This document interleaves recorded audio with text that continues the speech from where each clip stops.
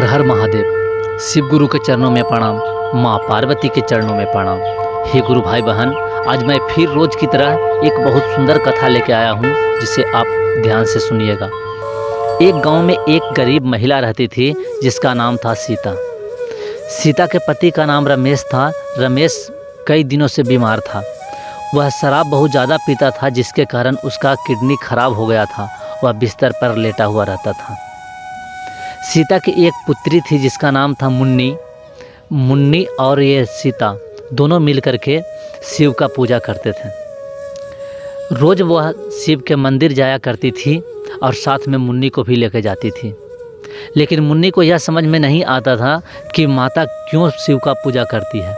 एक दिन मुन्नी पूछ दी कि माँ, आप प्रतिदिन मंदिर आकर के पूजा क्यों करती हो?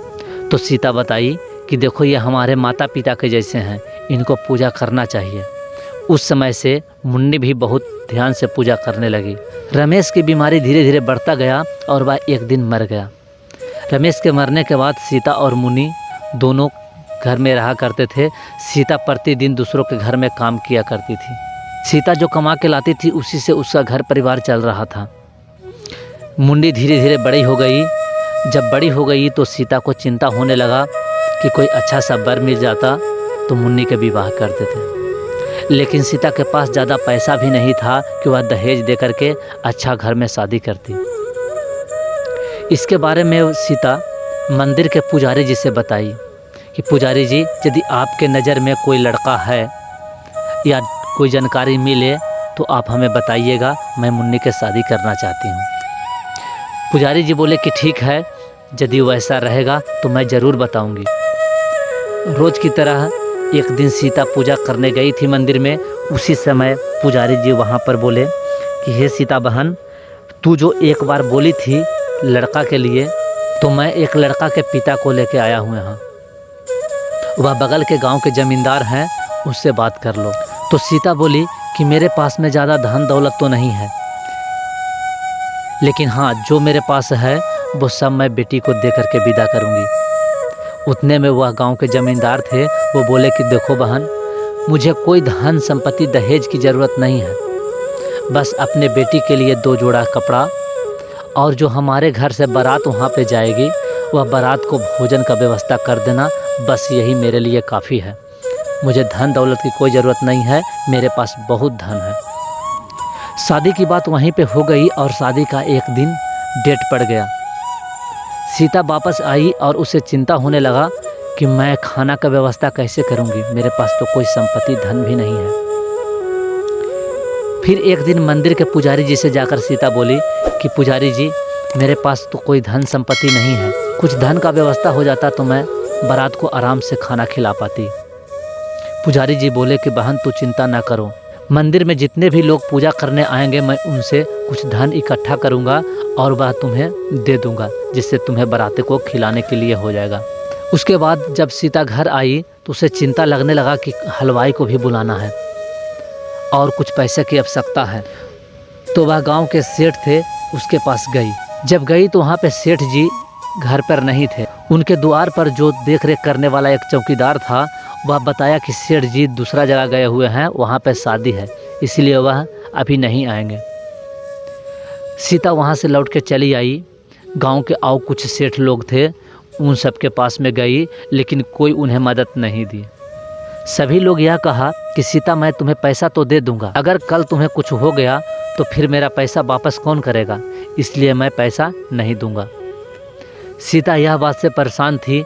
उसे हलवाई की बहुत ज़रूरत थी और हलवाई उस सीजन में बहुत ज़्यादा पैसा मांग रहा था। रात के दिन पहुंच गया और उसके पास अनाज का व्यवस्था हो गया था, लेकिन खाना बनाने वाला हलवाई की व्यवस्था नहीं हुआ था। सीता बहुत परेशान थी क्योंकि बाराती अब पहुंचने वाली थी, मतलब कि शाम को पहुंच जाती। सीता बहुत परेशान थी। उसे लग रहा था कि आज बारात आ जाएगा, खाना का व्यवस्था नहीं हुआ है, कैसे मेरा इज्जत प्रतिष्ठा बचेगा। वह मन ही मन शिव का याद कर रही थी कि हे शिव, मैं कैसी समस्या में पड़ गई हूँ, मेरी बेटी की शादी है, आप कुछ कीजिए। यह पुकार माँ पार्वती और शिव शंकर वहाँ पे सुने। पार्वती बोली कि हे स्वामी, सीता बहुत दिनों से हम लोगों को पूजा कर रही थी, आज तक वह कभी हमसे कुछ नहीं मांगी और आज उसका मांगने का समय है और हम लोगों का मदद करने का समय है। क्यों ना हम लोग चले उसके पास। शिव जी बोले कि ठीक है चलते हैं। तो माँ पार्वती बोली कि इस रूप में जाइएगा।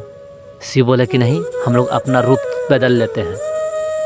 शिव और माँ पार्वती अपना रूप बदल लिए और एक आम आदमी की तरह दोनों उसके द्वार पर पहुंच गए। दोनों के हाथ में बहुत सारे बर्तन था। सीता अपना घर में शिव के प्रार्थना ही कर रही थी। उसी समय शिव द्वार पर आए और दरवाज़ा खटखटाए। दरवाज़ा सीता खोली तो वह देखी कि हलवाई है। वो हलवाई बोला कि बहन, मुझे पुजारी जी ने भेजा है। उन्होंने बताया कि आपके घर में शादी है और हलवाई की कमी है, इसलिए मैं यहाँ पे सारा सामान लेकर के आया हूँ। आप बता दीजिए कि क्या क्या खाना में बनाना है और कहाँ बनाना है, मैं सब बना दूँगा। सीता बोली कि ठीक है आइए। सीता ने सब कुछ समझा दी कि ये सामान बनाना है और उसके बाद वो अपना काम में लग गई।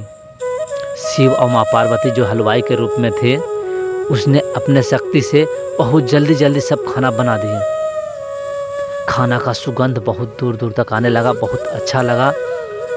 सीता जब यह सुगंध सुनी तो वह बोली कि वाह भैया, आप तो बहुत जल्दी खाना बना दिए, आपको खाना बनाने का तरीका बहुत अच्छा है।